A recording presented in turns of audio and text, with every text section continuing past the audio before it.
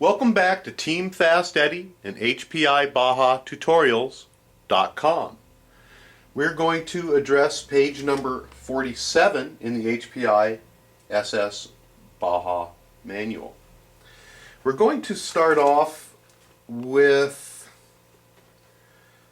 the spur gear, and this is the spur gear unit right here. In my kit, it came with the front and the back already connected, and in yours it may or may not.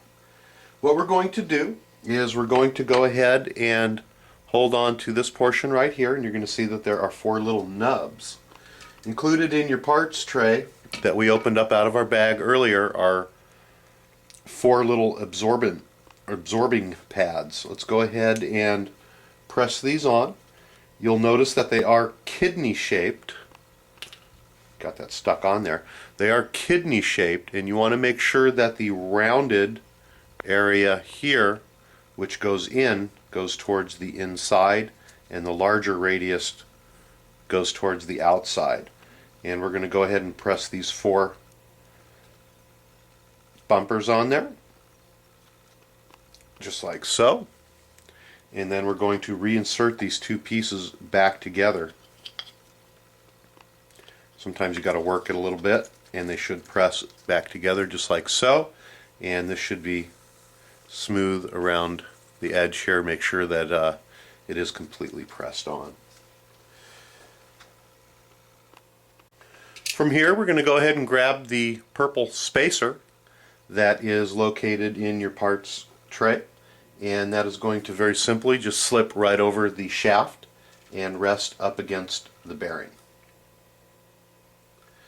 We're going to take our spur gear, and with the metal portion out, or the point, you can see that it comes to a point, that is going to go towards the outside.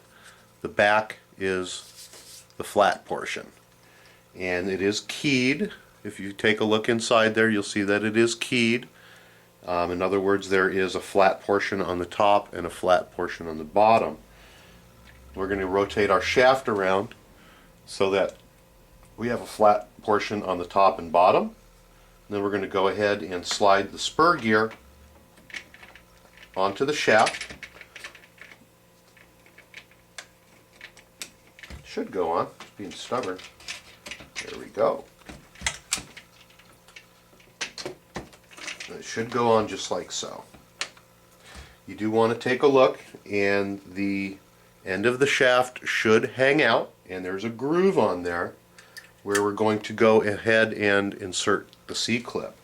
We're going to take a look at the C-clip and make sure that the rounded edge on the C-clip is pointing out. We're going to go ahead and put the C-clip on, and then see if we can get this on the first time without springing it across the room. There we go, just like so.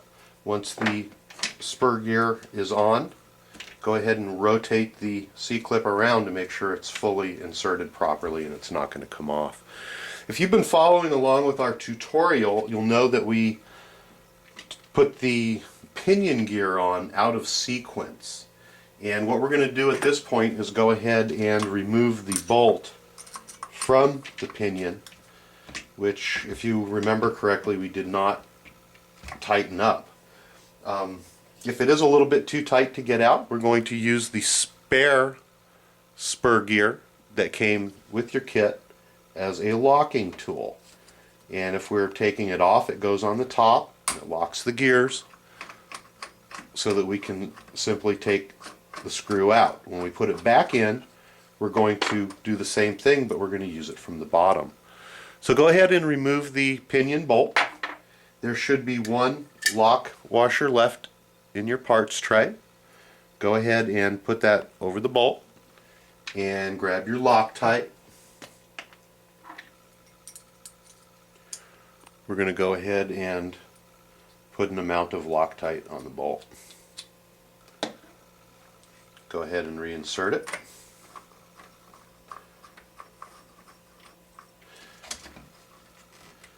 And then to tighten it up,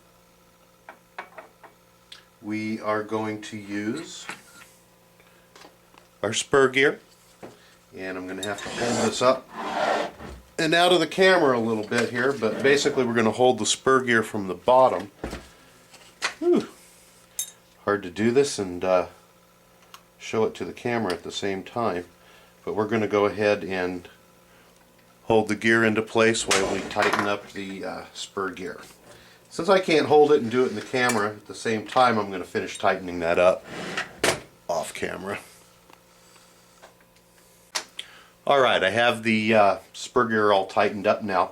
What you want to do at this point is to rotate everything and make sure that there is no binding going on. You also do want to take a look at the alignment of the pinion and spur, which is this line right here going across, and you want to make sure there's not too much of the spur gear that's hanging off or too much of the pinion that's hanging off. They should be somewhat flush. If there is an issue there, you might want to revisit the shimming that you did on the pinion and adjust the shims to the front or to the back in order to pull the pinion into the right place. This one is functioning just right. We're getting some decent rotation out of it. We can take a look down and we can hear and we can see that there's no binding going on.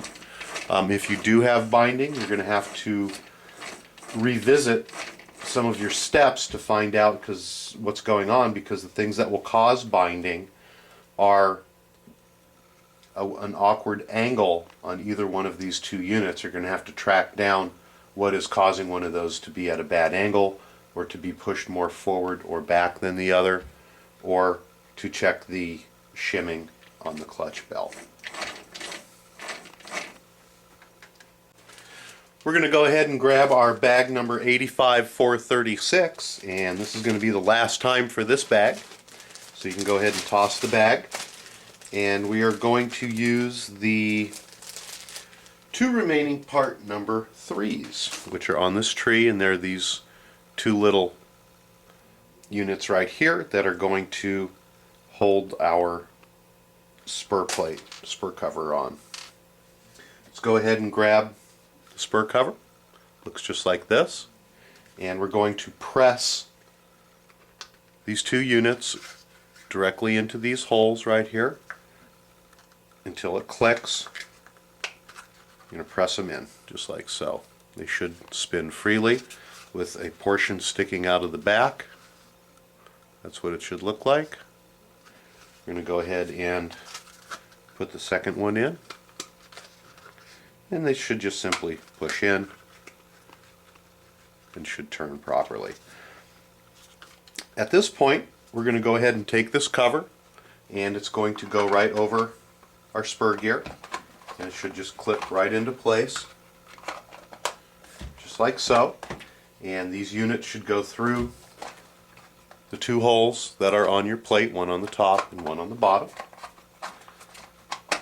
And then you will also notice that in your tray, the two last remaining pieces are two small body clips.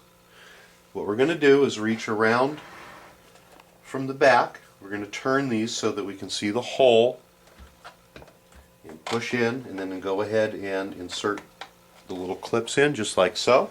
And that's what holds the cover on. And go ahead and repeat the same thing on the bottom of the unit. That's going to wrap it up for page number 47